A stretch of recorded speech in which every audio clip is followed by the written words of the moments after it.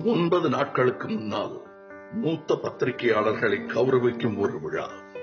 உணர்ச்சிபூர்வமான அந்த விழா அரங்கிற்கு உடல் நலம் இல்லாத போதிலும் அறிவிப்பின்றி வந்து நுழைந்து மூச்சரைக்க நின்ற மனோரமா மேலும் சபையை நெகிழ்வித்தார்.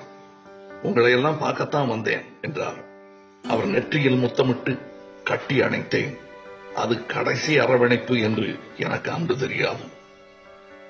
விழாவில் பேசிய மனோரமா, உங்க எல்லாருக்கும் 2 கதை சொல்ல போறேன்.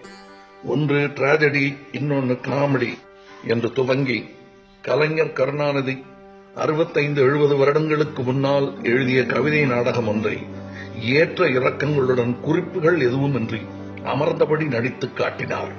குறைந்தது 5-6 பக்கங்கள் நீளும் நத்தமிழ் வசனங்கள்.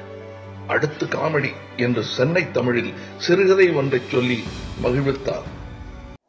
ஆளுங்கள்லாம் நாஸ்டா பொண்ணுங்கன்னு போயின்னு தாங்கிறாங்க, சப்ளையர் நின்னுங்கன்னு தாங்கிறாரு, மார்நாயகர் துண்டிங்கன்னு தாங்கிறாரு, சோமாரி துண்ணுங்கன்னு தாங்கிறான். குலுங்கி சிரித்த அரங்கம் கைத்தட்டி ஆர்ப்பரித்தது.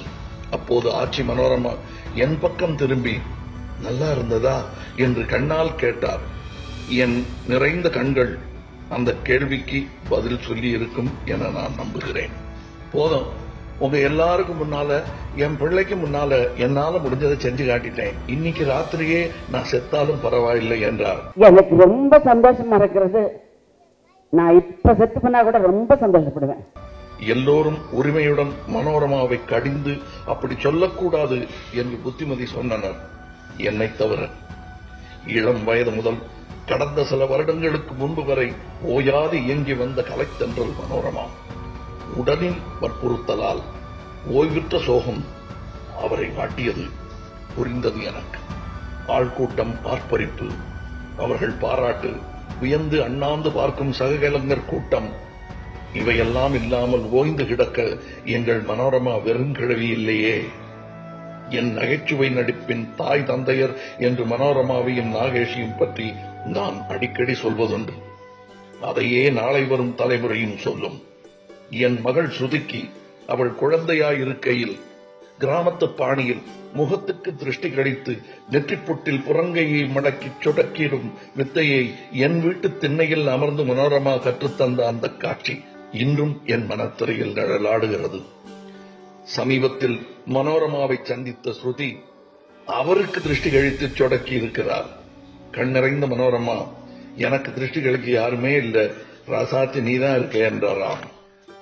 நாகேஷ் அவர்களின் ஈமச்சடங்குகள் நடந்த போது நிகழ்ந்த அதே அபூர்வம் மனோரமா அவர்களின் இறுதி ஊர்வலத்திலும் நடக்கும். கண்ணீருக்கு நடுவே தம்மையும் அறியாமல் மனோரமா நமக்கென படைத்துச் சென்ற நகைச்சுவை விருந்தை எண்ணி ஊர்வலத்தார் புன்னகைப்பர். அது மரணத்தை பார்த்து எங்கள் மனோரமா உதிர்த்த புன்னகை உங்கள் வாயில் மலரப் போகிறது என்று நான் கொள்கிறேன். வணக்கம் அம்மா, வணக்கம்.